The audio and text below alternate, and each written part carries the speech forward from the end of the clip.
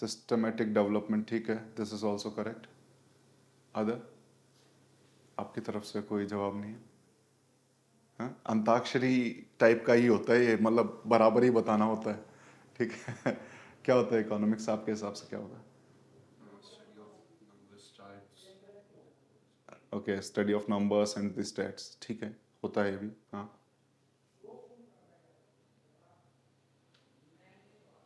बताओ कुछ भी, क्या होता है, हो सकता है रिपीट हो, आपको वो पता हो तो वो बता दो। Money and credits, okay. Okay, ठीक है। Money and currency, okay. Monetary system, okay, ठीक है। पार्शली अगर हम देखें तो हमने इकोनॉमिक्स के पार्ट डिस्कस किए हैं कि इकोनॉमिक्स के अंदर हम क्या क्या पढ़ते हैं, ठीक है। ओवरऑल अगर हम इकोनॉमिक्स की बात करें तो हम दो चीज़ों के ऊपर, अगर आप वर्ड आपने सुने हो, ठीक है, one is economics, one is economy, ठीक है। तो एक तो ये दो ब्रॉड टर्म है जो हमने सुने हैं। तो अभी हम इकोनॉमिक्स पढ़ेंगे कि इकोनॉमी पढ़ेंगे, वो भी हमें सोचना है, ठीक है। वो भी हमें डिसाइड करना है कि हमें इकोनॉमी पढ़ना है कि इकोनॉमिक्स पढ़ना है। तो पहले इनके बीच में एक डिफरेंस समझ लेते हैं। इकोनॉमिक्स क्या है, तो सिंपल सी अगर हम बात करें तो इसकी शुरुआत कहां से हुई है, मैं शुरुआत से बताता हूं। शुरुआत हुई है कि अगर हम हमारे अर्थ की बात करें, earth is a resource for us, earth से ही हमें सारी चीजें मिलती हैं, ठीक है। अर्थ इज ए रिसोर्स जहां से हमें बेसिकली ऑक्सीजन मिल रही है, जहां से हमें खाने के लिए जो प्राइमरी प्रोड्यूसर्स हैं, जो हमारे पेड़ पौधे हैं, वो हमें मिल रहे हैं, खाना वगैरह हमें यहाँ से मिल रहा है। देन यहाँ से आपको कॉटन मिल रही है, यहाँ से आपको आयरन मिल रहा है, यहाँ से मतलब मल्टीपल रिसोर्सेज जितने, वो सब कहाँ से मिल रहे हैं? कहाँ से मिल रहे हैं? अर्थ से मिल रहे हैं। लेकिन ये जो रिसोर्सेज हमें मिल रहे हैं, क्या ये अनलिमिटेड है? क्या ये अनलिमिटेड है? There is some limit to these resources, ठीक है ना। लिमिट है ना, ऐसा नहीं है कि सोना है तो मतलब हर जगह कितना ही ले लो वो मिल जाएगा। वो लिमिट है, इसीलिए ट्रेड पॉसिबल है। वो लिमिट है इसीलिए ट्रेड पॉसिबल। अनलिमिटेड हो तो कोई भी जाएगा उठा लाएगा, ठीक है ना। हर चीज में ट्रेड क्यों पॉसिबल हो पा रहा है? क्योंकि उसके अंदर कुछ लिमिट्स है। वो लिमिट्स ही ट्रेड्स को डेवलप कर रही है कि अगर कोई रिसोर्स अगर हम किसी भी कंट्री में देखें या किसी भी जगह पे देखें, अगर वो लिमिटेड है तो अपने आप ही उसकी डिमांड बाकी जगह जनरेट होगी। कुल मिलाकर के अगर हम देखें तो शुरुआत हम करेंगे रिसोर्सेज से, तब हम इसको समझेंगे। Will start with the resources. Resources मैंने बोला दीज आर लिमिटेड। रिसोर्सेज क्या है? लिमिटेड है। तो लिमिटेड रिसोर्स हैं, इन लिमिटेड रिसोर्सेज का क्या बेस्ट यूज हो सकता है वो हमें देखना है, क्योंकि इसको हम ऐसे ही बर्बाद तो नहीं कर सकते। अगर ये लिमिटेड है तो, अनलिमिटेड है तो उठा करके कहीं भी फेंक दो, क्या फर्क पड़ रहा है? जो रिसोर्स लिमिट हैं उन्हीं का ही हमें यह सोचना पड़ेगा कि इनको कैसे यूज किया जाए। और कैसे यूज किया जाए, तो हमारे सामने तीन बेसिक प्रॉब्लम्स आएंगी, ठीक है। हमारे सामने कितनी बेसिक प्रॉब्लम आएंगी? तीन बेसिक प्रॉब्लम आएंगी। क्योंकि रिसोर्सेज लिमिटेड है तो पहली चीज, इन रिसोर्सेज से हम क्या यूज करें कि वो हमारे सबसे ज्यादा बेनिफिशियल हो, हमारे लिए सबसे ज्यादा बेनिफिशियल हो, ठीक है ना। तो इसका व्हाट एक प्रॉब्लम आएगी कि what to produce from these resources. पहली प्रॉब्लम क्या आई? What to produce from these resources, ठीक है। एग्जांपल लेंगे हम, इन तीनों के एग्जांपल लेंगे, हमें समझ में आएगा थोड़ी देर में। दूसरी जो सबसे बेसिक प्रॉब्लम आएगी कि जो हम प्रोड्यूस करने की बात करें इन रिसोर्सेज से, उसको प्रोड्यूस कैसे करें। तो second basic problem would be how to produce these resources, या फिर how to produce the product from these resources. Clear है? और तीसरी जो सबसे बड़ी प्रॉब्लम आएगी, क्योंकि ये लिमिटेड है, सबके पास अवेलेबल नहीं हो सकते, तो इनसे जो प्रोडक्ट बन रहे हैं वो किसको मिलने चाहिए। यानी कि थर्ड जो हमारी जो बेसिक प्रॉब्लम है, फॉर whom टू प्रोड्यूस, ठीक है, फॉर whom टू प्रोड्यूस। ये तीन हमारी बेसिक प्रॉब्लम है। इन्हीं तीन बेसिक प्रॉब्लम्स की जो स्टडी है उसको हम इकोनॉमिक्स कहते हैं। उसको हम क्या कहते हैं? इकोनॉमिक्स कहते हैं। तो इसमें हो क्या रहा है, इन तीन प्रॉब्लम में हमने बेसिकली जो आइडेंटिफाई करने की कोशिश की है वो तीन ब्रॉड एरियाज को आइडेंटिफाई करने की कोशिश की है। एक, सबसे पहले तीन एरियाज क्या क्या है? कि हमने सबसे पहले प्रोडक्शन को आइडेंटिफाई करने की कोशिश की कि क्या प्रोड्यूस करना है, ठीक है। दूसरा जो हमने इसमें आइडेंटिफाई करने की कोशिश की कि हम कैसे प्रोड्यूस करें, यानी किस रिसोर्स को किस मात्रा में यूज करें, किस क्वांटिटी में यूज करें। कहीं ना कहीं उसको मैं रिसोर्स एलोकेशन कह सकता हूं, उसको मैं क्या कह सकता हूं, रिसोर्स एलोकेशन।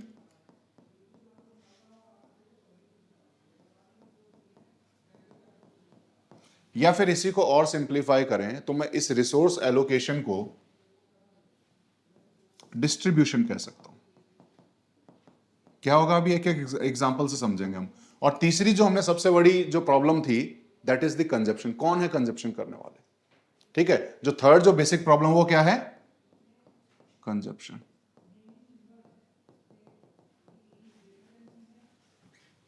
ठीक है, तो ये तीन वर्ड हमें ध्यान रखने हैं, production, distribution and consumption. Clear है। ये तीन वर्ड ही हमारे इकोनॉमिक्स को भी डिफाइन करेंगे, इकोनॉमी को भी डिफाइन करेंगे, दोनों को ही ये तीन डिफाइन करेंगे। क्लियर है। तो अगर हम इकोनॉमिक्स की बात करें, इकोनॉमिक्स आपने एज ए सब्जेक्ट पढ़ा होगा, 10th क्लास में पढ़ा होगा। तो इकोनॉमिक्स इज ए सब्जेक्ट, या फिर इसको मैं कहूं इकोनॉमिक्स इज ए फील्ड जिसमें स्टडी करते हैं आप। तो इकोनॉमिक्स क्या है, it is a field within the social sciences जिसमें हम कुछ चीजें स्टडी कर रहे हैं। ठीक है, क्लियर है, ये बात समझ में आ गई। तो it is a field within the social sciences to study the production, the distribution and the consumption by, कौन करेगा इनको, प्रोडक्शन करने वाले कौन है, कंजप्शन करने वाले कौन है, डिस्ट्रीब्यूशन करने वाले कौन है। या तो वो इंडिविजुअल हो सकते हैं, या वो बिजनेस हो सकते हैं, या फिर वो गवर्नमेंट हो सकती है, या वो नेशन हो सकता है, स्टेट हो सकता है, नेशन हो सकता है। ठीक है, कौन कर रहा है, प्रोड्यूस कौन कर रहा है, इंडिविजुअल कर रहे हैं, या फिर स्टेट कर रहा है, या बिजनेस कर रहे हैं, वही कंज्यूम कर रहे हैं, वही डिस्ट्रीब्यूट कर रहे हैं।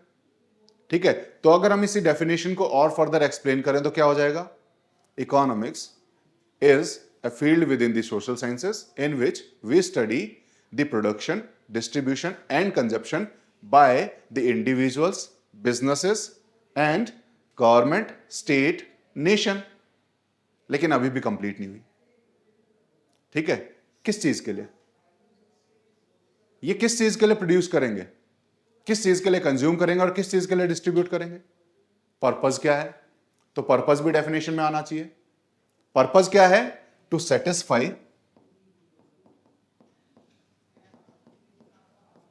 To satisfy the wants and needs, not only needs.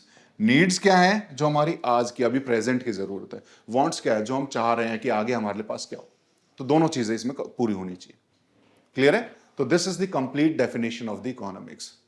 Economics में जब हम बात करते हैं तो economics is an area of academics जहां पर हम इन चीजों को स्टडी करते हैं। स्टडी क्या कर रहे हैं कि प्रोडक्शन कैसे करना है, कंजप्शन कैसे करना है, डिस्ट्रीब्यूशन कैसे करना है, इन सब चीजों को जब हम पढ़ रहे हैं, दैट इज इकोनॉमिक्स। और ये जहां चीजें हो रही हैं, ये सब चीजें जहां हो रही हैं, जिस रीजन में हो रही हैं, अगर इन चीजों को एज ए सिस्टम मान ले, ये चीजें हो रही हैं कहीं पर एज ए प्रैक्टिकल जहां पर हो रही हैं, that is part of economy. Example से समझे, जैसे अगर हम हमारी ह्यूमन बॉडी को समझे, human body is like the economy, क्योंकि यहां प्रैक्टिकल सारी चीजें हो रही हैं। जब हम इसको मेडिसिनल साइंसेज में जाकर के पढ़ें, एनाटॉमी में जाकर के पढ़ें कि ये हेड है, हेड के अंदर अगर हम देखें तो कहां पर हमारी कौन सी नर्व्स आई हुई हैं, आईज क्या है, तो जब हम उसको स्टडी कर रहे हैं, दैट इज इकोनॉमिक्स। क्लियर है। तो फंक्शनल दीज आइटम्स, इनका अगर हम फंक्शंस को पढ़ें तो वो इकोनॉमी का पार्ट है। उनकी स्टडीज किसका पार्ट हो गई, ये इकोनॉमिक्स हो गया। इसमें किसी को कोई डाउट है, कोई डाउट है इसमें, ठीक है। अभी हम उन प्रॉब्लम पे चलते हैं जिन प्रॉब्लम्स को आइडेंटिफाई करते हैं, उसके बाद ये शायद और अच्छे से समझ में आएगी। ठीक है, हमने बोला कि हमारे पास रिसोर्सेज लिमिटेड हैं, और ये रिसोर्सेज जब लिमिटेड हैं तो हमारी पूरी इकोनॉमिक्स केवल इन्हीं के स्टडीज के ऊपर डिपेंड कर रही है। पूरी इकोनॉमिक्स इन्हीं के ऊपर है। ये तीन क्वेश्चन याद रखो आप, इकोनॉमिक्स हमेशा ध्यान से, मतलब पूरी समझ में आएगी। First is what to produce. जैसे एग्जाम्पल लेते हैं। मान लो कोई भी एक फार्मलैंड किसी के पास है, ठीक है, कोई भी एक फार्मलैंड किसी के पास हो सकता है। ये फार्मलैंड एक इंडिविजुअल के पास है, वो इंडिविजुअल इस फार्मलैंड पे क्या उगा रहा है ये उसकी रिक्वायरमेंट है। जैसे इस फार्मलैंड पे हो सकता है कि हम एक टाइम पे वीट उगा सकते हैं, या हो सकता है कि एक टाइम पे हम इसमें राइस उगा सकते हैं। ठीक है, मान लो किसी के पास ऐसे ऐसे 10 फार्मलैंड है, वो सब पे वीट तो नहीं उगाएगा ना, घर के रिक्वायरमेंट हो सकता है अलग अलग हो।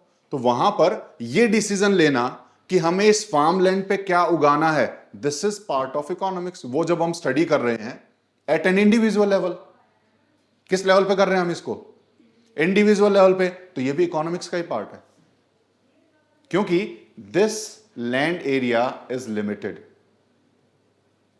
क्या है ये, लिमिटेड है। ऐसा नहीं है कि मैं किसी दूसरे की जमीन में जाकर के कुछ भी उगाने चले जाऊंगा अगर मुझे कम लग रहा है। तो मेरे पास एक लैंड एरिया और मुझे देखना है कि पूरे साल मुझे इससे खर्चा चलाना है, तो मैं इससे क्या उगाऊं, ऐसा क्या उगाऊं कि पूरे साल मुझे खाने को भी मिल जाए और मेरे पास खर्चा भी चल जाए। तो this is the basic question जो हमारे रिसोर्सेज के साथ रहता है। क्योंकि अगर हम इसी को एक फैमिली के लेवल पर लेकर चलते हैं, इसी को हम किसके लेवल पे लेकर के चलें, फैमिली के लेवल पे, तो मैंने इंडिविजुअल के लेवल पे बताया। अब इसको फैमिली के लेवल पे स्टडी करते हैं।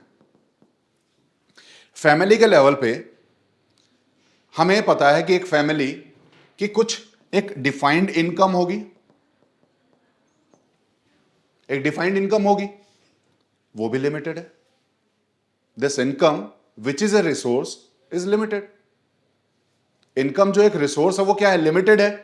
तो अब हमको डिसाइड करना पड़ेगा कि इस इनकम में से कितना हिस्सा हमें एजुकेशन में लगाना है, कितना हिस्सा हमें हेल्थ में लगाना है, कितना हिस्सा खाने पे लगाना है। तो यानी उस इनकम से कितना प्रोडक्शन होना चाहिए, किस हिस्से से होना चाहिए, वो हमें डिस्ट्रीब्यूट करना पड़ेगा, तो this is the first and foremost problem within the economy. अब मैंने क्या वर्ड यूज किया, विद इन दी इकोनॉमी।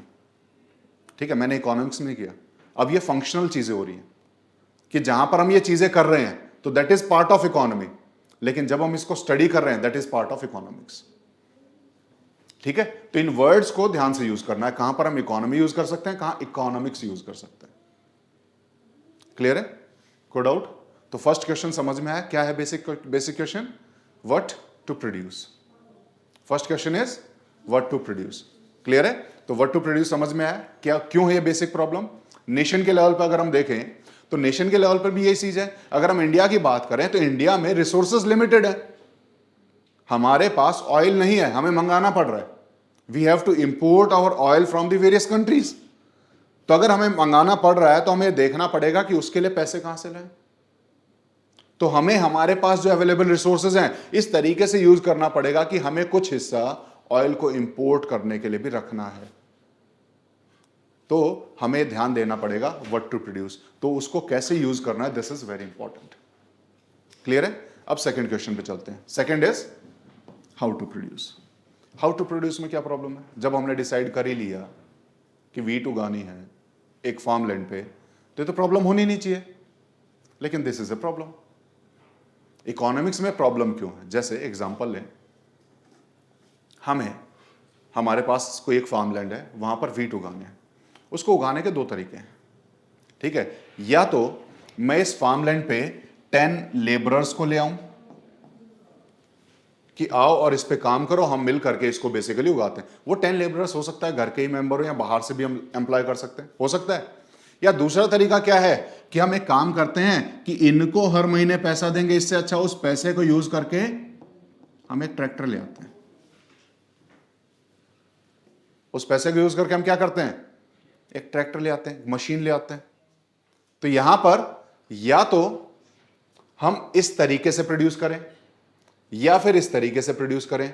यह डिसीजन भी इंपॉर्टेंट होता है इकोनॉमी में कि किस डिसीजन से हम मैक्सिमम एफिशिएंसी अचीव कर पाएंगे, किस डिसीजन से मैक्सिमम एफिशिएंसी हम अचीव कर पाएंगे। यह बात समझ में आ गई, कोई डाउट है इसमें? जैसे एग्जांपल लें, घर में भी, इसको फैमिली लेवल पर लेकर चलते हैं।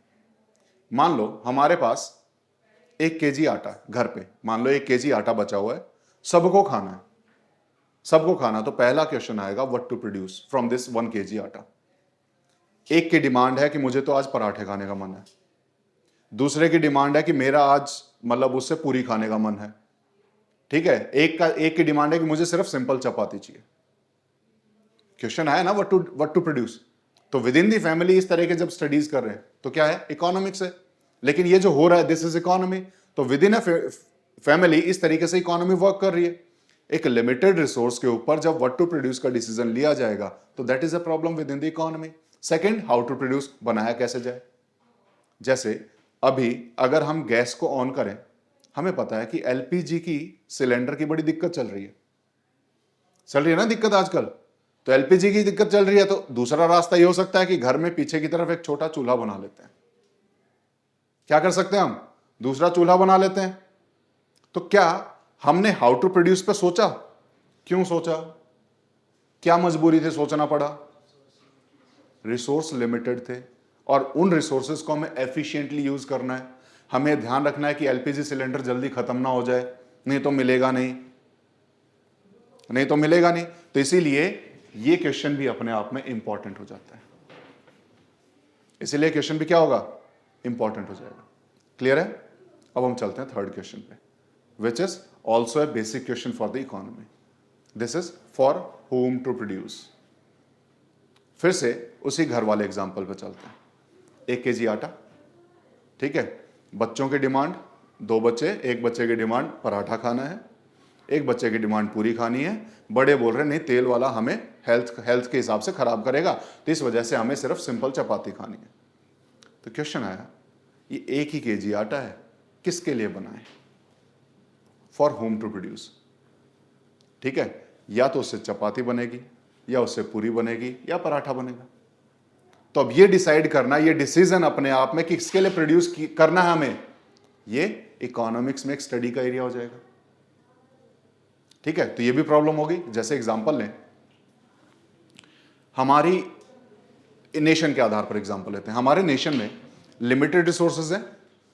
उन लिमिटेड रिसोर्सेज को क्या हम इस तरीके से यूज करें कि वो सीधे सीधे अमीरों के पास चले जाएं, या उसको इस तरीके से यूज करें कि उसका कुछ हिस्सा जो हमारा जो पुअर जो हमारी इकोनॉमी है उसके पास भी वो डिस्ट्रीब्यूशन होना चाहिए। ये डिसीजन सरकारें लेती है विद इन द इकोनॉमी। कौन लेगा इस डिसीजन को? Government will take the decision कि हमारे पास लिमिटेड पैसा है, इसी को हमें देखना है कि कितना किसके हिस्से में जाना चाहिए, या हम इसको किस तरीके से, जैसे रोड तो सब यूज करेंगे, तो सबके यूज के लिए जा रहा है, लेकिन कुछ चीजें स्पेसिफिक होंगी। जैसे अगर हम इसमें मान करके चलें, there are various welfare schemes which are run by the government, जिसका डायरेक्ट फायदा लोगों को होता है। जिसका डायरेक्ट फायदा किसे होगा? लोगों को होगा। तो वहां पर लोगों को डायरेक्टली हम डिस्ट्रीब्यूट कर रहे हैं उन चीजों को, यानी हम उन लोगों के लिए प्रोड्यूस करना चाह रहे हैं ना। तो यहां पर ये थर्ड क्वेश्चन है जो अपने आप में इंपॉर्टेंट हो जाता है विद इन द इकोनॉमिक्स। तो हमारे पास लिमिटेड रिसोर्स हैं, इसको यूज करने के 3 तरीके हैं। उसके 3 क्वेश्चंस के जवाब अगर हमें मिल जाएं तो हम किसी भी इकोनॉमी को एफिशिएंटली रन कर सकते हैं। यह बात समझ में आ गई? किसी भी इकोनॉमी को एफिशिएंटली हम रन कब कर पाएंगे? जब हमारे पास 3 क्वेश्चंस के जवाब होंगे। क्लियर है? ये 3 क्वेश्चंस के जवाब कैसे मिलेंगे? By studying the economics. जवाब इकोनॉमिक्स दे रही है, काम इकोनॉमी कर रही है। क्लियर डिफरेंस आया समझ में? इकोनॉमिक्स और इकोनॉमी में डिफरेंस क्या है? ठीक है, हम यहां से शुरू किया था, the difference between the economy and the economics. तो इकोनॉमिक्स क्या है? इकोनॉमिक्स इन्हीं 3 क्वेश्चंस को अलग अलग लेवल पे आइडेंटिफाई करना, उनको स्टडी करना, ताकि हम हमारी वांट्स और नीड्स को सेटिस्फाई कर सकें, हमारी वांट्स और हमारी नीड्स को पूरा कर सकें। जैसे घर में पराठे, पूरी और चपाती की जो नीड थी उसको हम पूरा कर पाए कि नहीं कर पाए। क्लियर है? तो दिस इज इकोनॉमिक्स। इकोनॉमी क्या है? जब यही चीज जब प्रैक्टिकल फंक्शनिंग में आती है विद इन अ रीजन, तब हम उसे इकोनॉमी बोलते हैं। तब हम उसे क्या बोलेंगे? इकोनॉमी बोलेंगे। इसीलिए जब भी इकोनॉमी की बात आती है तो आप उसको रीजन के साथ आइडेंटिफाई करते हो किसी एरिया के साथ आइडेंटिफाई करते हो। इकोनॉमी अकेला वर्ड नहीं पढ़ोगे, आप पढ़ोगे इंडियन इकोनॉमी, आप पढ़ोगे हरियाणा इकोनॉमी, आप पढ़ोगे अमेरिकन इकोनॉमी। तो इकोनॉमी वर्ड अकेला एग्जिस्ट नहीं करेगा। इकोनॉमी क्योंकि ये फंक्शनिंग हो रही है, कहां हो रही है बताना पड़ेगा कि हम किस एरिया की बात कर रहे हैं, क्योंकि ये फंक्शनिंग तो हर जगह हो सकती है, तो हमें वो आइडेंटिफाई करना पड़ेगा कि वो किस एरिया में हो रही है। तो ये जब ये रीजन या रीजन स्पेसिफिक हो जाएगी, तब उस केस में that will be called as economy. Clear है? तो कुछ बेसिक डेफिनेशंस इकोनॉमिक्स और इकोनॉमी की वो हम लिख लेते हैं, लिख लो। ठंड लग रही है?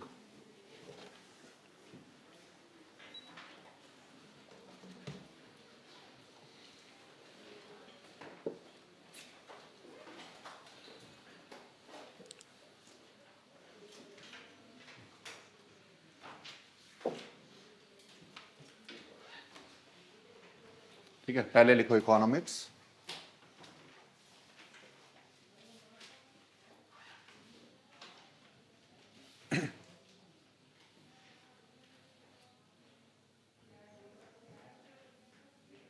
It is a branch of social science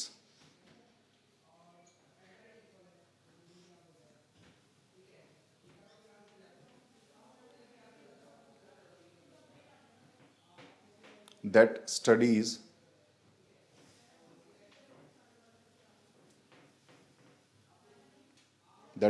how individuals, businesses, business की स्पेलिंग थोड़ा ध्यान देना क्योंकि कई बार इसमें गड़बड़ होती है। बिजनेस ऐसे लिखा जाता है, बिजनेसेस बोला है तो इस तरीके से BUSI।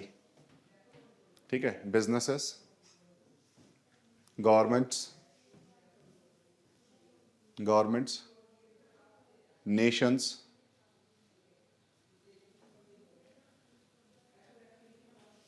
make choices regarding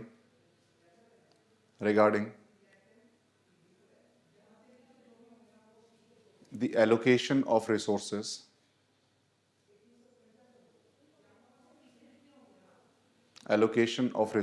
in terms of production, distribution and consumption, in terms of production, distribution and consumption, to satisfy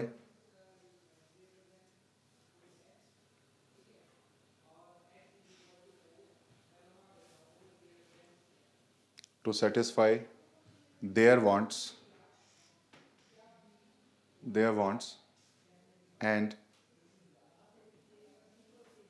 production and consumption, production, distribution and consumption, production, distribution and consumption, to satisfy their wants and needs,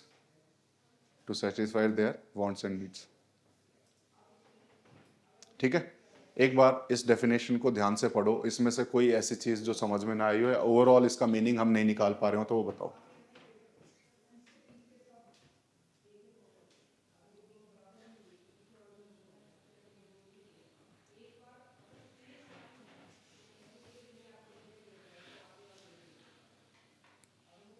now are you able to understand the meaning of economics? इसका जो crux है वो निकाल पा रहे हो? Clear है? कोई डाउट है? ठीक है, अब इकोनॉमी की डेफिनेशन लिखो।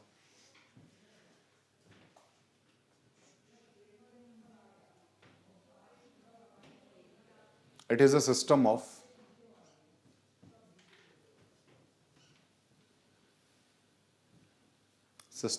Production, distribution and consumption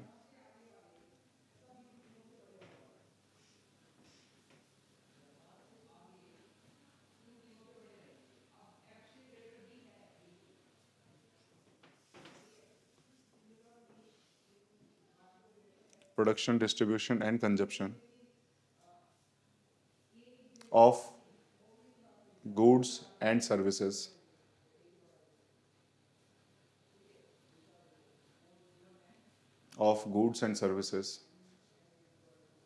within a geographic region, within a geographic area, region या एरिया कुछ भी लिख लो, दोनों ठीक है, geographic area, public society.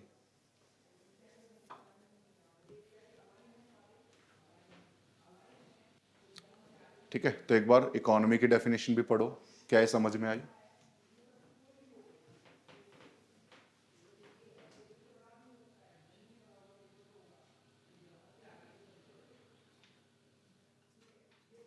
Clear है? कोई डाउट है इसमें? तो इसीलिए जब हम इकोनॉमी बोलते हैं, क्योंकि वो एरिया स्पेसिफिक है, तो इंडियन इकोनॉमी हो जाता है, हरियाणा इकोनॉमी हो जाता है, रोहतक इकोनॉमी हो सकता है। ठीक है, तो इसीलिए जब हम उसको एरिया स्पेसिफिक कर देते हैं इकोनॉमी है, जब हम उसको एज ए सिस्टम देखते हैं, लेकिन जब हम उसको स्टडी करने लगते हैं तो that becomes part of the economics. Clear है? तो इसमें जो सारी बातें आपने बोली थी वो इसी का ही पार्ट है। ठीक है, money is a resource, currency is a resource. ठीक है, जीडीपी बेसिकली प्रोडक्शन की ही बात कर रहे हैं हम। ठीक है, वो सब इसी का ही पार्ट है। तो those all are part of the economics. जब हम उसको स्टडी कर रहे हैं इकोनॉमिक्स, और जब उसको होता हुआ देख रहे हैं तो दैट इज इकोनॉमी। क्लियर है? अब जो इकोनॉमिक्स है, अभी थोड़ी देर पहले जब मैंने स्टार्ट किया था तो हमने पढ़ा था कि हम मैक्रो इकोनॉमिक्स पढ़ेंगे, माइक्रो नहीं पढ़ेंगे। तो अब हम उस क्वेश्चन पे आते हैं। ठीक है, तो इकोनॉमिक्स के मेजर डिवीजन, पहले इसके एग्जांपल लिख लें माइक्रो और मैक्रो इकोनॉमिक्स के। जैसे ये इकोनॉमी और इकोनॉमिक्स के ऑलरेडी इसके एग्जांपल्स तो कुछ है नहीं, ये तो स्टडी और सिस्टम है, तो माइक्रो और मैक्रो पे लिखेंगे। तो next is part of economics. तो इकोनॉमिक्स दो हिस्से में हो सकती है। Economics can be divided into, हम स्टडी करें तो कहां स्टडी करें? या तो हम मैक्रो इकोनॉमिक्स को स्टडी करेंगे, या हम माइक्रो इकोनॉमिक्स को स्टडी करेंगे।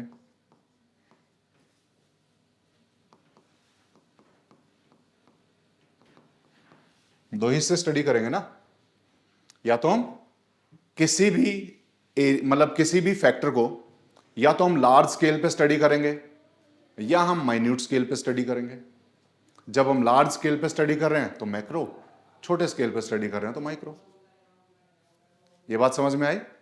मैक्रो और माइक्रो इकोनॉमिक्स कुछ डिफरेंस नहीं है, सिंपल डिफरेंस है कि जब हम उसको लार्ज स्केल पे पढ़ रहे हैं, जो चीजें हमने पढ़ी प्रोडक्शन, डिस्ट्रीब्यूशन, कंजप्शन, तो दैट इज मैक्रो। और जब हम उसे स्मॉल स्केल पे पढ़ रहे हैं तो दैट इज माइक्रो। जैसे एग्जांपल लें, अगर हमें नेशन के लेवल पे देखना है कि हम हमारे देश के लिए क्या क्या प्रोड्यूस करें, तो that is part of macro economics. लेकिन मैं इंडिविजुअल लेवल पर, जो हमने फार्म लैंड का एक एग्जांपल लिया था, जब हम उसको इंडिविजुअल लेवल पर स्टडी कर रहे हैं that is part of micro economics. Clear है? तो इनमें बस ये बेसिक सा डिफरेंस है। तो हम बेसिकली इंडियन इकोनॉमी पढ़ते हैं। जब हम एज अ सब्जेक्ट पढ़ते हैं फॉर द कॉम्पिटिटिव एग्जाम्स, तो वहां पर इंडियन इकोनॉमी लिखा होता है, इकोनॉमिक्स नहीं पढ़ते हैं। हम क्या पढ़ते हैं? Indian economy. यानी हम मैक्रो इकोनॉमिक्स पढ़ रहे हैं क्योंकि लार्ज स्केल पे पढ़ रहे हैं, लेकिन उसमें भी हम सिर्फ फंक्शनिंग को पढ़ रहे हैं, स्टडीज नहीं पढ़ रहे कि कैसे स्टडी करना है। हम सिर्फ वहां जो फंक्शनिंग हो रही है उसको पढ़ रहे हैं, तो that is economy.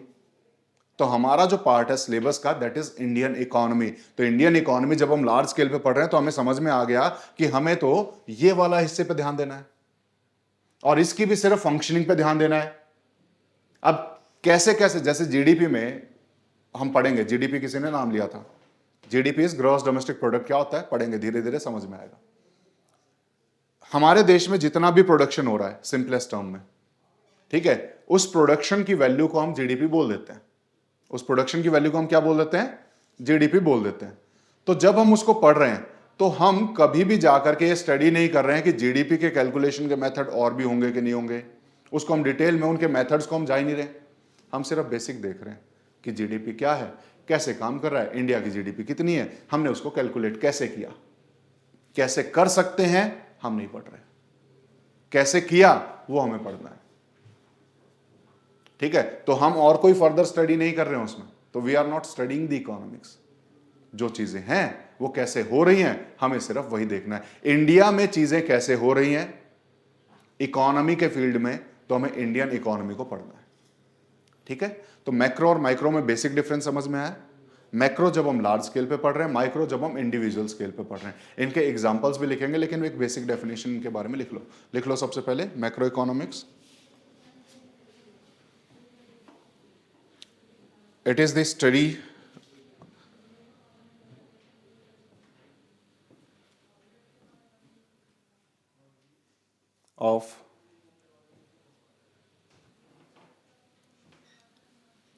of economy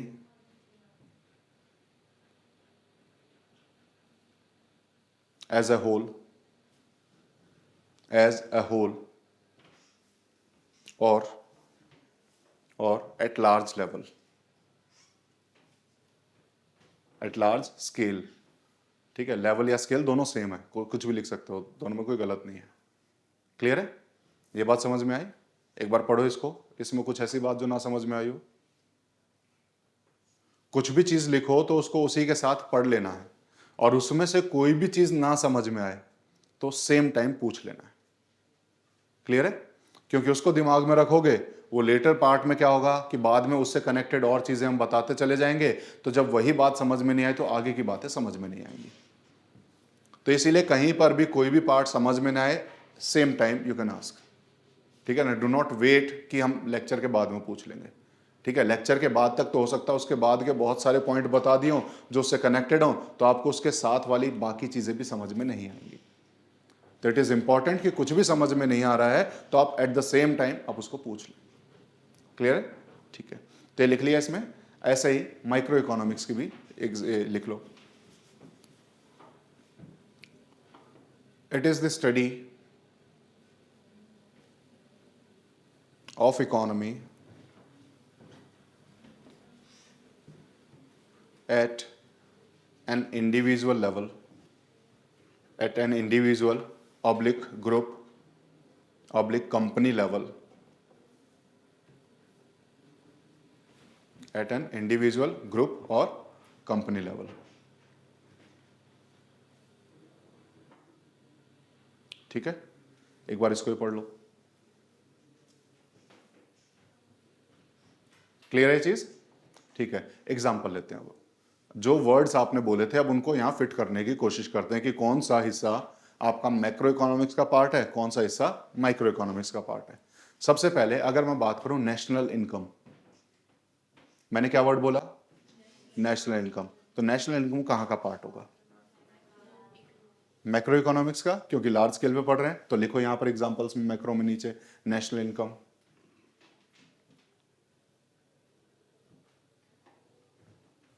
employment, जब हम नेशनल लेवल पर स्टडी कर रहे हैं तो एम्प्लॉयमेंट को हम वहीं से स्टडी करते हैं। लेबर फोर्स सर्वे आता है, पढ़ेंगे हम धीरे धीरे। ठीक है, वहां पर हमें किया जाता है, तो मैक्रो इकोनॉमिक्स का पार्ट है एम्प्लॉयमेंट। लार्ज स्केल पे देखते हैं ना कि हमारे देश में एम्प्लॉयमेंट का स्टेटस क्या है, लेवल क्या है। ठीक है, तो वो हमारा उसका पार्ट हो जाएगा। हाँ, इंडिविजुअल लेवल पे बिल्कुल हो सकता है। इंडिविजुअल लेवल पे आई एम एम्प्लॉयड और नॉट, तो मेरी फाइनेंशियल कंडीशन बता रहा है, लेकिन मैं उसको स्टडी नहीं करूंगा कि एम्प्लॉयमेंट मेरे यहां पर क्यों नहीं, रिसोर्सेज को मैं स्टडी करूंगा वहां पर। वहां सिर्फ ये देखूंगा कि मेरा एम्प्लॉयमेंट है क्यों नहीं है। जब मुझे लार्ज स्केल पे देखना हो कि एक जनरल लेवल पे हमारे देश में एम्प्लॉयमेंट का लेवल क्या है, वो हम जनरली लार्ज स्केल पे देखते हैं। इंडिविजुअल लेवल पे हम इसको स्टडी नहीं करते हैं।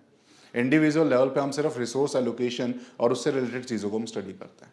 ठीक है, जो हम पढ़ेंगे एग्जाम्पल हमें समझ में आएगा कि जो हम एग्जाम्पल देखेंगे। उसके बाद next is money creation. Money creation individual level पे पॉसिबल है? मनी सर्कुलेशन इंडिविजुअल लेवल पर पॉसिबल है? नहीं है। मनी सर्कुलेशन, मनी क्रिएशन वो सब लार्ज स्केल पे हो रहा है। सर्कुलेशन काम आरबीआई का है, आरबीआई ही कर रही है, उसकी वजह से हमारे तक पहुंच रहा है। तो circulation is a large term, circulation is a large term. ये कहां पर होगा? नेशनल लेवल पर होगा। This will be part of macro economics. अब कुछ माइक्रो इकोनॉमिक्स के लिख लेते हैं। माइक्रो इकोनॉमिक्स में मेरा कंसर्न क्या होगा? मेरा कंसर्न ये है कि जब मैं मार्केट जाऊं तो मुझे पेन कितने रुपए का मिल रहा है, जब मैं मार्केट जाऊं तो मुझे आलू क्या भाव मिल रहा है, ठीक है, प्याज क्या भाव मिल रहा है। तो मेरा कंसर्न सिर्फ उस डिमांड और सप्लाई से रिलेटेड है। मेरा कंसर्न कहां तक रहेगा? डिमांड और सप्लाई, कि मेरी डिमांड क्या है, सप्लाई कितना हो रहा है, पैसे कितने का पड़ रहा है। ठीक है, जब हम इन चीजों को पढ़ते हैं वो क्या हो गया, डिमांड एंड सप्लाई। तो डिमांड एंड सप्लाई हमेशा इंडिविजुअल लेवल पे हम चेक करते हैं। क्लियर है? लार्ज लेवल पे हम करते ही नहीं है demand and supply. Demand and supply किस लेवल पे करेंगे, इंडिविजुअल लेवल पे। मार्केट में ही तो हो रहा है ना demand and supply. Large level पे हो रहा है कि मार्केट में हो रही है चीजें, मार्केट में हो रही है। और मार्केट से कंसर्न किसका है, इंडिविजुअल्स का। Individuals are connected to the demand and supply, तो उसमें डिमांड एंड सप्लाई लिख लो। और क्या हो सकता है इसमें, cost of production. Company level पे अगर आप देखोगे कि कोई भी प्रोडक्ट कितने का बन रहा है, वो उस कंपनी के रिलेटेड हुआ ना उसका, तो कॉस्ट ऑफ प्रोडक्शन किसका पार्ट हो गया, इंडिविजुअल लेवल का। तो वही माइक्रो इकोनॉमिक्स का पार्ट हो जाएगा। हाँ लेकिन जैसे अभी एलपीजी का एग्जांपल, हाँ तो एलपीजी के अंदर तो काफी सारी कंट्रीज रिलेटेड है, जैसे कि यूएस से वो मतलब सारे वॉर कर रहे हैं, ठीक है। उस वजह से पूरी कंट्री को एलपीजी की वजह से फेस करना पड़ रहा है ना। वर्ड एक बार फिर से पढ़ो, क्या लिखा, कॉस्ट ऑफ प्रोडक्शन। ठीक है, मैंने क्या लिखवाया, कॉस्ट ऑफ प्रोडक्शन। प्रोडक्शन एक इंडिविजुअल कंपनी का लेना देना है कि वो कितना प्रोड्यूस कर रहे हैं, किस प्राइस पे प्रोड्यूस कर रहे हैं। लेकिन आपका जो क्वेश्चन है that is related to the inflation. आपका क्वेश्चन किससे रिलेटेड है, इन्फ्लेशन। कि अभी पूरा ग्लोबल सप्लाई में एलपीजी की किल्लत आई हुई है, किल्लत आई हुई है, तो उस वजह से उसके प्राइसेस बढ़ गए हैं, उसके प्राइसेस बढ़ गए हैं। तो प्राइसेस बढ़ गए हैं, इन्फ्लेशन, ये लार्ज स्केल का काम है। इन्फ्लेशन किस लेवल पे पढ़ेंगे हम, तो मैक्रो इकोनॉमिक्स में एग्जांपल लिखो इन्फ्लेशन।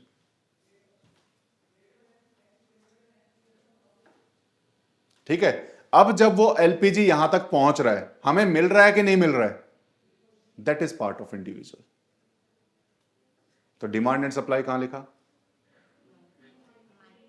तो सप्लाई हम तक हो रही है कि नहीं हो रही है, वो किसका पार्ट है, हम तक। ठीक है ना, वो इंडिविजुअल लेवल पे हम स्टडी कर रहे हैं। ठीक है, वहां से आ रहा है, ठीक है, लेकिन वो इंडिविजुअल लेवल तक पहुंच रहा है कि नहीं पहुंच रहा है, वो डिमांड एंड सप्लाई में हम उसको पढ़ेंगे। Otherwise inflation is part of, inflation किसका पार्ट हुआ, मैक्रो का। डिमांड एंड सप्लाई किसका पार्ट होगा, demand and supply always hampers the inflation. ये जो नेशनल लेवल पे हम पढ़ रहे हैं, ये कहीं ना कहीं इंडिविजुअल्स को कंबाइन करके ही तो पढ़ रहे हैं। इंडिविजुअल्स के द्वारा किया गया combined effect is the nationalised effect. Clear है? डिमांड एंड सप्लाई में कोई भी डिसरप्शन आ रहा है एट द इंडिविजुअल लेवल, वो नेशनल लेवल पे इन्फ्लेशन को हैम्पर करेगा। वो नेशनल लेवल पे जाकर के किसको हैम्पर करेगा। क्लियर है ये चीज?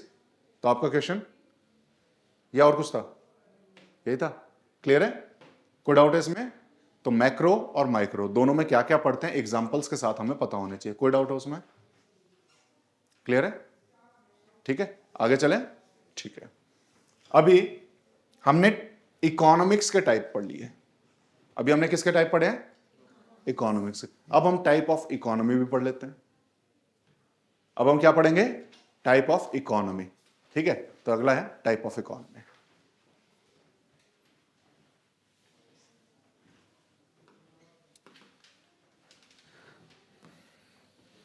तीन टाइप आप सबने सुने होंगे।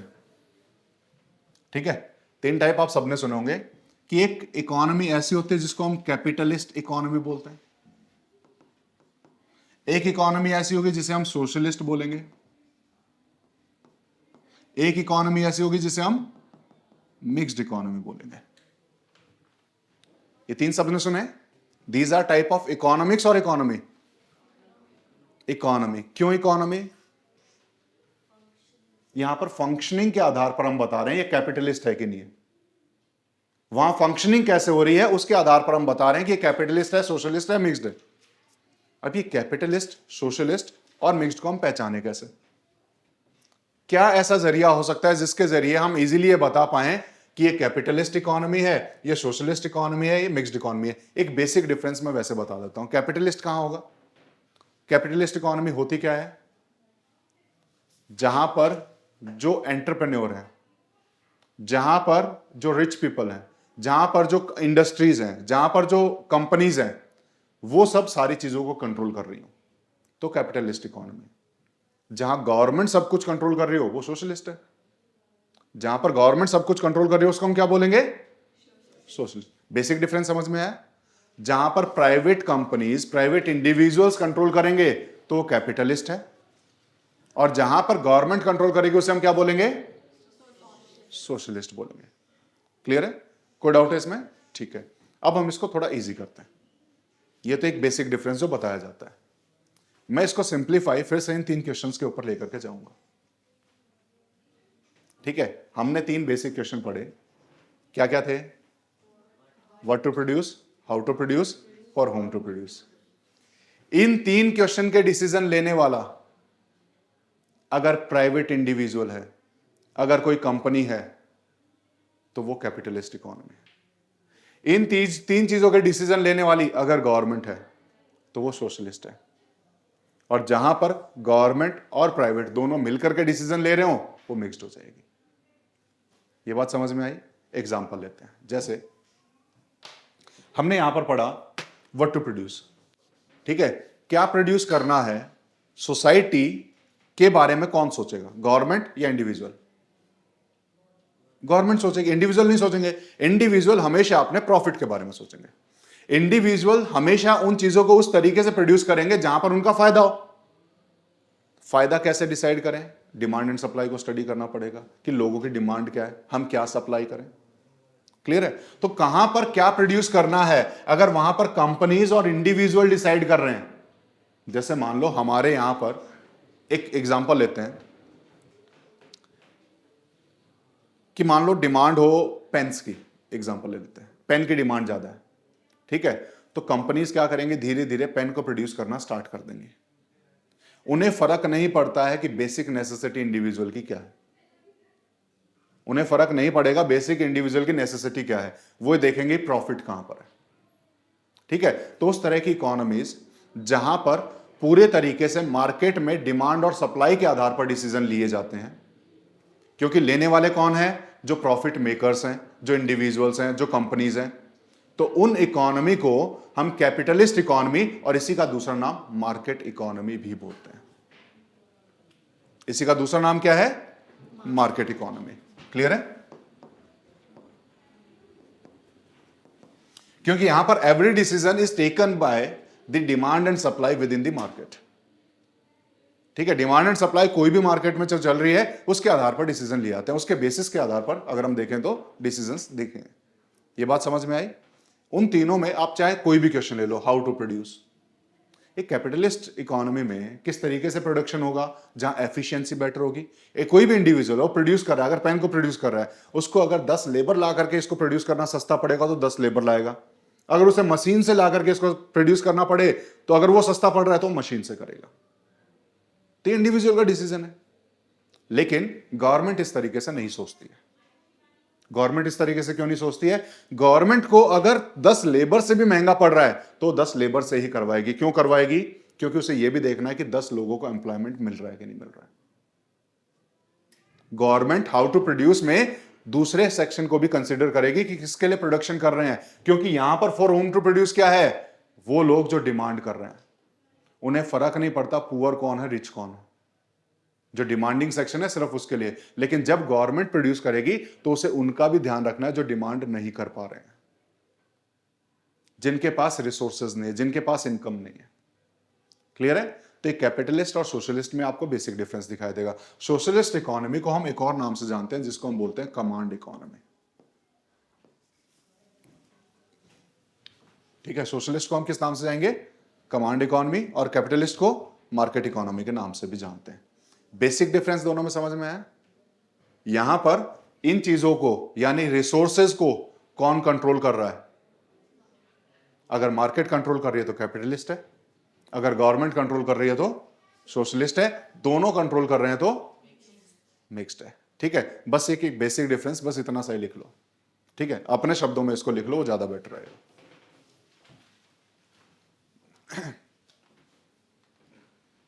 या मैं लिखूं?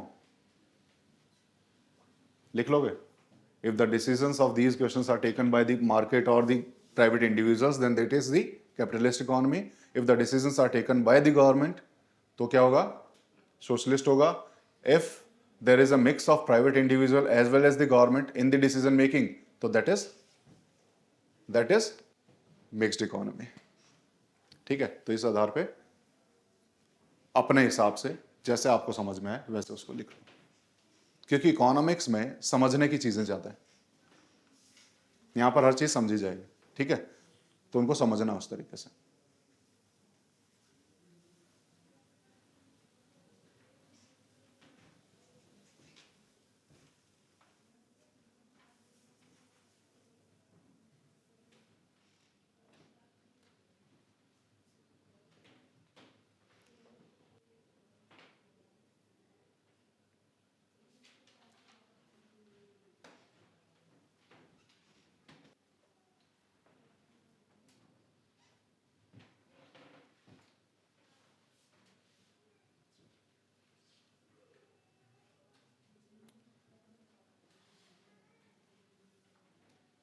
ये टाइप ऑफ इकोनॉमी का एक टाइप था जिसमें हमने 3 इकोनॉमी पढ़ी। टाइप ऑफ इकोनॉमीज और भी तरीके से डिफाइंड होती हैं जो हम पढ़ेंगे बाद में। ठीक है, this is on the basis of decision making, कि डिसीजन कौन ले रहा है विद इन द मार्केट। ठीक है, this is on the basis of decision making. पढ़ेंगे, बाकी पढ़ेंगे तब हम समझ में आ जाएगा कि कैसे हम इसको डिस्ट्रीब्यूट करते हैं।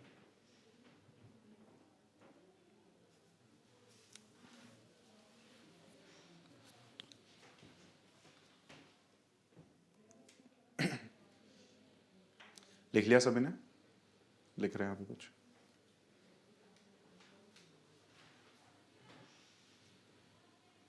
कहीं पर कुछ भी समझ में ना आए तो पूछ लेना जरूर।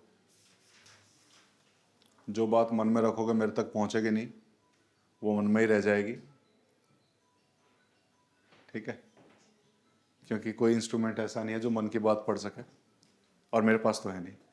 ठीक है, तो इसीलिए बताना पड़ेगा आप लोगों को।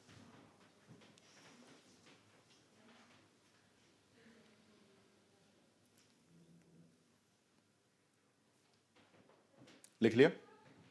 नहीं लिखा?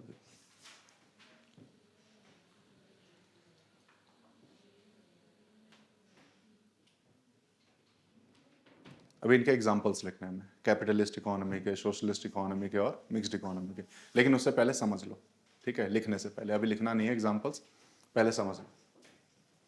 हमने पढ़ा कि जहां पर प्योरली मार्केट कंट्रोल कर रहा हो उसको मैंने क्या बोला? कैपिटलिस्ट। और जहां पर प्योरली चीजें कंट्रोल की जाएं बाय दी कौन? गवर्नमेंट, तो उसको मैंने क्या बोला? सोशलिस्ट। और जहां पर दोनों मिलकर के डिसीजन लें, यानी यहां पर मार्केट के फैक्टर्स को भी हम देखें प्लस गवर्नमेंट को भी देखें, तो इसको हमने क्या बोला? मिक्स्ड बोला। ठीक है, एक पैरामीटर ये देखते हैं, एक एक्सट्रीम एंड पे कैपिटलिस्ट इकोनॉमी, इसका जस्ट अपोजिट सोशलिस्ट है, दोनों के बीच में मिक्स्ड इकोनॉमी है। अगर हम वर्ल्ड की कंट्रीज को कहीं रखने की कोशिश करें तो ना तो कोई कंट्री ऐसी है जिसको मैं प्योरली मार्केट कह पाऊं, और ना ही कोई कंट्री ऐसी है जिसको मैं कह पाऊं कि वो प्योरली सोशलिस्ट कंट्री है। हालांकि हम कह सकते हैं कि कुछ कंट्रीज ऐसी हैं which are more inclined towards capitalist, कुछ कंट्रीज ऐसी हैं which are more inclined towards socialist. Clear है? तो प्योर मार्केट इकोनॉमी या फिर प्योर कमांड इकोनॉमी एग्जिस्ट नहीं करती है, एक चीज ये समझ लेना। तो अगर हम देखें कि अगर हम मार्केट इकोनॉमी की तरफ जाएं तो हमें दिखाई देगा कि एक कंट्री ऐसी होगी जो बहुत ज्यादा प्राइवेट इंडिविजुअल्स या डिमांड एंड सप्लाई के आधार पर काम कर रही है। प्योरली नहीं, गवर्नमेंट के डिसीजन वहां पे भी होंगे, there will be decision by the government जो इंपैक्ट करेंगे मार्केट्स को। तो ऐसे में प्योर तो हो नहीं सकता, लेकिन कुछ कंट्रीज ऐसी होंगी जहां पर लार्ज पार्ट प्राइवेट इंडिविजुअल्स के द्वारा प्ले किया जा रहा है। इस तरह की कंट्रीज को जनरली हम कैपिटलिस्ट ही बोल देते हैं। ठीक है, तो इस टाइप का एग्जांपल आपको सबसे बेस्ट दिखाई देगा यूएस, अमेरिका। ठीक है, बेस्ट एग्जांपल इज यूएस। कुछ कंट्रीज ऐसी हैं जो कहने को तो अपने आप को सोशलिस्ट बोल रहे हैं, लेकिन वहां पे भी आपको प्राइवेट कंपनीज दिख जाएंगी, वहां पे भी आपको प्राइवेट इंडिविजुअल बिजनेस करते हुए दिख जाएंगे। क्योंकि अगर सोशलिस्ट इकोनॉमी तो प्राइवेट इंडिविजुअल क्यों बिजनेस कर रहे हैं? जब सब कुछ ही गवर्नमेंट के द्वारा ओन किया जा रहा है तो प्राइवेट इंडिविजुअल एग्जिस्ट ही नहीं करने चाहिए, लेकिन फिर भी वहां हमें कंपनीज दिख जाती हैं, ऑर्गेनाइजेशन दिख जाती हैं। तो यानी कोई भी प्योर सोशलिस्ट भी नहीं है, सोशलिस्ट नहीं है, लेकिन कुछ कंट्रीज ऐसी हैं जहां पर major part in the decision making is done by the government. तो इस टाइप की एक कंट्री हमें दिखाई देगी, that is Russia that is Russia ना।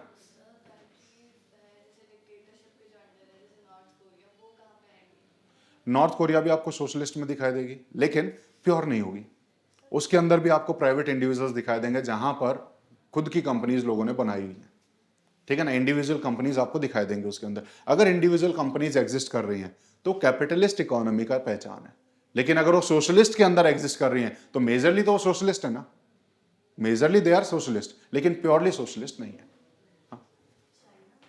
चाइना भी कह सकते हैं, चाइना में भी जहां पर मार्केट को कंट्रोल किया जाता है बाय द गवर्नमेंट, ठीक है, तो चाइना को भी कह सकते हैं, लेकिन China is less socialist than the Russia.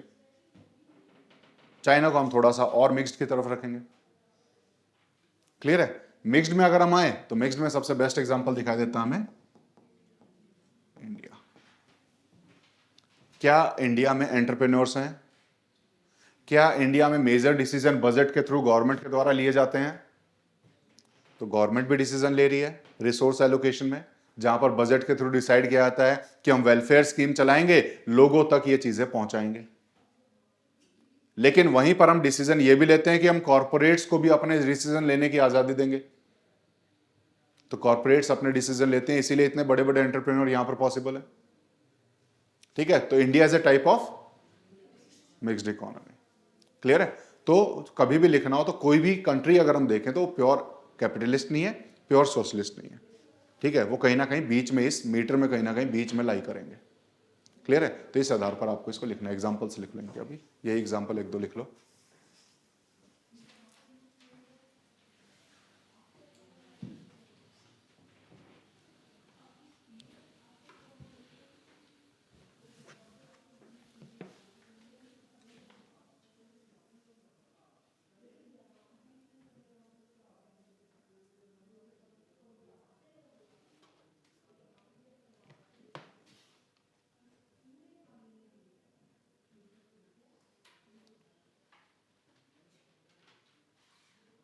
लिख लिया, ठीक है। अभी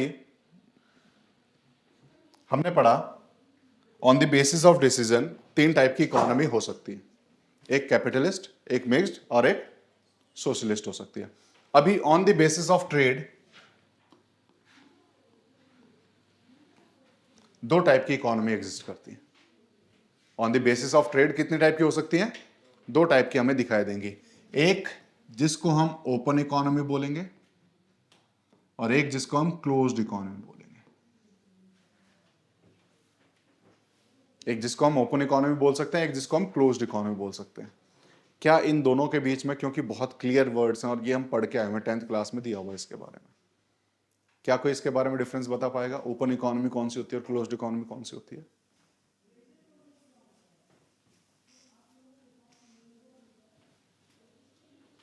बताओ। ज्यादा बड़ा डिफरेंस नहीं है।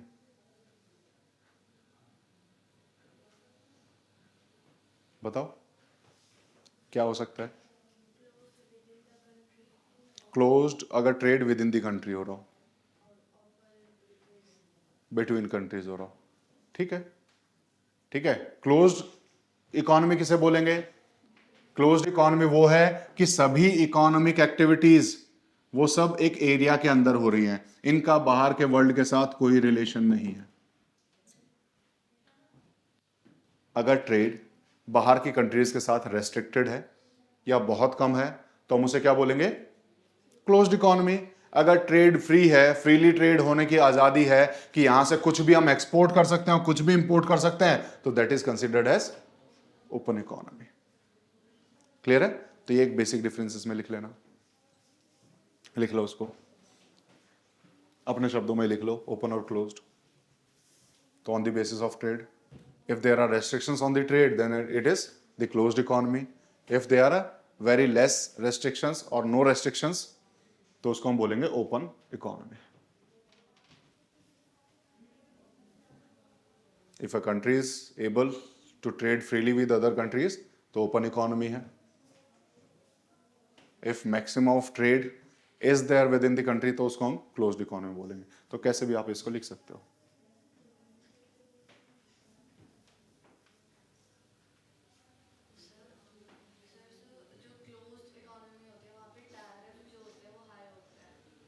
हाँ, इसी वजह से वहाँ पर ट्रेड्स जो है पॉसिबल नहीं हो पाएंगे। ओपन में टैरिफ्स बहुत ज़्यादा लो होते हैं तो काफ़ी इजी। टैरिफ तो देखो, टैरिफ क्या होता है कि जब हम ट्रेड को कंट्रोल कर रहे हैं, ठीक है, तो किस देश से हमें टैरिफ को वो कंट्रोल करना है, ट्रेड को कंट्रोल करना है, तो उसके आधार पर हम टैरिफ डिसाइड करते हैं।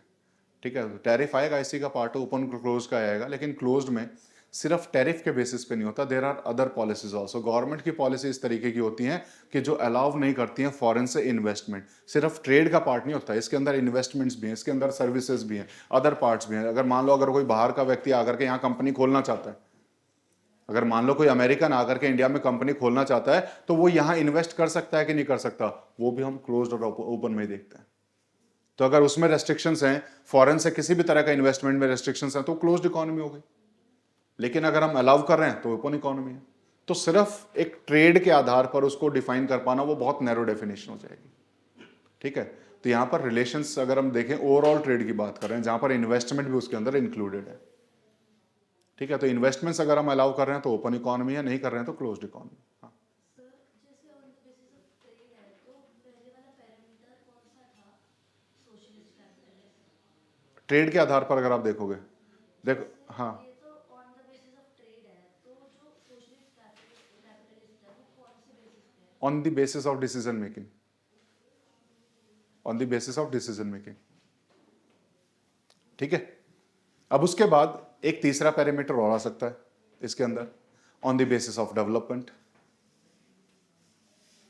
On the basis of development. और डेवलपमेंट के आधार पर कौन कौन सी इकोनॉमीज हो सकती हैं? एक डेवलप्ड इकोनॉमी हो सकती है,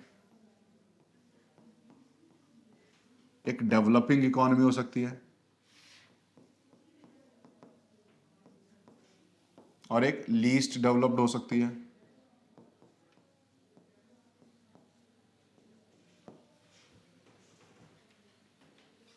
हो सकती है ना?